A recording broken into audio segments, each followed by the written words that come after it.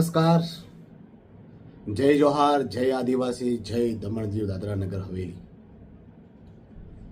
આજના દાદરા નગર હવેલીના 72માં મુક્તિ દિવસના પાવન અવસર પર હું દાદરા નગર હવેલીની સમસ્ત જનતાને ખૂબ ખૂબ શુભકામનાઓ આપું છું અને બધાઈઓ આપું છું. આજે આપણો પ્રદેશ મુક્તિના 72મો વર્ષ ગાંઠ ઉજવી રહ્યો છે.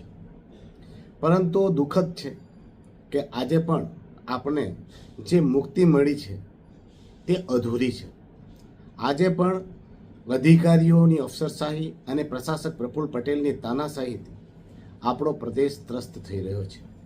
આજે પણ રસ્તાના હાલ બેહાલ છે. રસ્તાઓ ખોદાઈને જગહ જગહ મૂકી દેવાયા છે.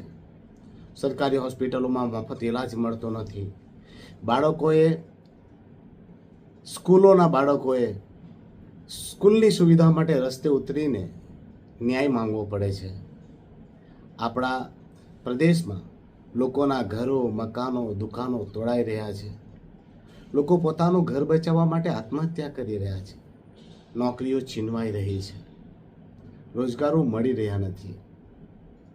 અને આ પ્રશાસનના ઉત્પીડનના કારણે કહેવાય છે કે આપણા લોકોએ આત્મહત્યાઓ કરી છે. જેમાં SS ભોયાનું દ્રષ્ટાંત આપી શકાય, જિગ્નેશ કાછિયાજીનું ઉદાહરણ આપી શકાય. અને પોતાનું ઘર બચાવવા નીકળેલા અને પોતાનું ઘર બચાવવા માટે પોતાના ઉપર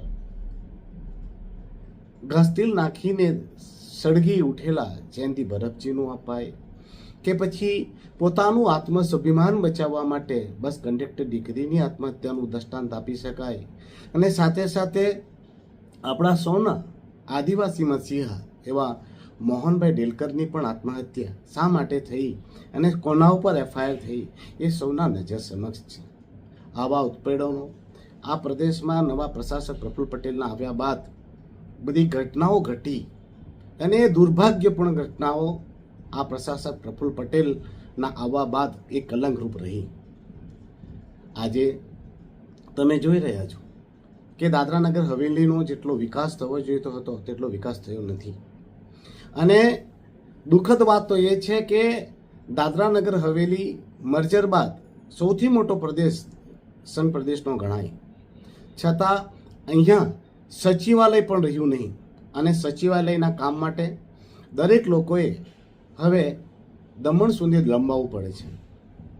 અને હું એ કહેવા માંગુ છું કે સચિવાલય કમસે કમ 2 યા 3 દિવસ દાદરા નગર હવેલીમાં રાખવું જોઈએ. અધિકારીઓએ બેસવું જોઈએ, મુખ્ય અધિકારીઓ બેસવું જોઈએ, જેથી દાદરા નગર હવેલીના આદિવાસી ગરીબ લોકોને પણ અહીંયા પોતાની રજૂઆત આવવા સહેલું પડે.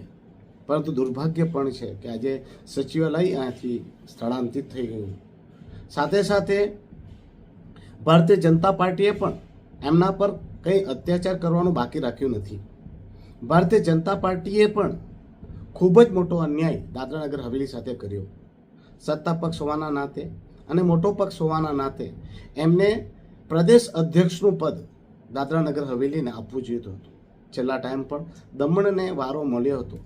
એકવાર દમણને, એકવાર દીવને અને એકવાર દાદરા નગર હવેલીને પણ મોકો આપવો જોઈતો હતો. પરંતુ હાલમાં તો પ્રશાસકજીની ચાટુકારિતા કરે અને ચરણ વંદના કરે એવા જ વ્યક્તિની જરૂર હોય. આવા મોકાઓ ઉપર, આવી સત્તા ઉપર આપણે નિષ્ઠાવાન વ્યક્તિઓની નિમણૂક થતી નથી. અને દાદરા નગર હવેલી મોટો પ્રદેશ હોવા છતાં, આદિવાસી બાહુલ હોવા છતાં કોઈને તક નહીં અપાવી. આમ ભારતીય જનતા પાર્ટીએ પણ ખૂબ જ મોટો અન્યાય કર્યો છે.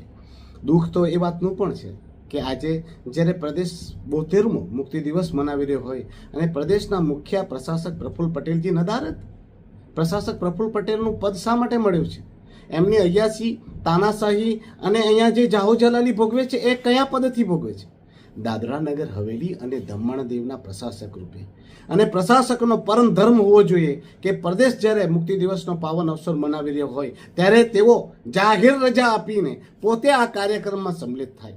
પરંતુ તેઓએ મનમાં ઠાની લીધું છે કે આ દાદરા નગર હવેલી અને દમણ દીવના લોકો જાગૃત નથી, એટલે જ આ તાનાશાહ આવા વર્તાવ કરે છે અને લોકોનું અપમાન કરે છે. આ દાદરા નગર હવેલીના કાર્યક્રમમાં ન આવીને એમણે સમસ્ત દાદરા નગર હવેલીના લોકોનું અપમાન કર્યું છે.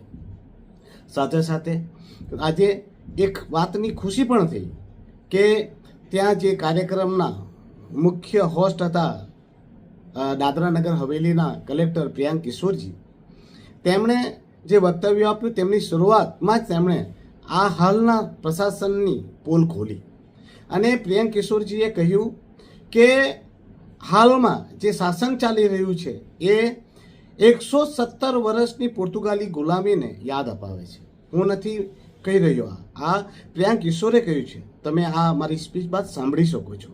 અને પ્રિયાંક કિશોરજીએ સ્વીકાર કર્યો કે આ જે હાલનું શાસન છે એ પોર્ચુગાલી ગુલામીના જે 117 વર્ષો હતા એ 117 વર્ષોની યાદ અપાવી રહ્યું છે. તો આ વાત કરવા બદલ અને આ સ્વીકાર કરવા બદલ હું પ્રિયાંક કિશોરજીનો આભાર વ્યક્ત કરું છું. આ મને એવું પણ લાગે છે કે આ જે હાલિયા સ્થિતિ છે પ્રશાસનની અને લોકોના ઉપર શોષણ કરવાની અને ગુલામી કરાવવાની અને એનાથી જ ત્રસ્ત આવીને કદાચ પ્રિયાંક કિશોરજીએ યુટી કેડર બદલીને ગુજરાત કેડર કદાચ સ્વીકાર્યું છે. તો હવે અધિકારીઓ પણ ખુલ્લા મંચથી કહેવા લાગ્યા છે. આજે દાદરા નગર હવેલી અને દમણ દીવમાં નેતાગીરી પણ સમાપ્ત થઈ ચૂકી છે. નેતાગીરી કરનારા નેતાઓ, ચૂંટાયેલા પ્રતિનિધિઓ, તમામ લોકો પ્રશાસકની ચરણ વંદના કરવા લાગ્યા છે અને ચરણ વંદનામાં જ એ લોકો પોતાનો ફાયદો જોઈ રહ્યા છે. એવા સમયે દાદરા નગર હવેલી અને દમણ દીવની જનતાએ જાગૃત થવાની જરૂર છે અને આવનારી સ્વરાજ્ય સંસ્થાની ચૂંટણીમાં પોતાના સક્ષમ અને મજબૂત ઉમેદવારો ઊભા રાખવા જોઈએ. જે પૈસા પાત્રે કમજોર હોય તો ચાલે, પણ પ્રશાસક પ્રફુલ્લ પટેલની ચાટુકારિતા ના કરે.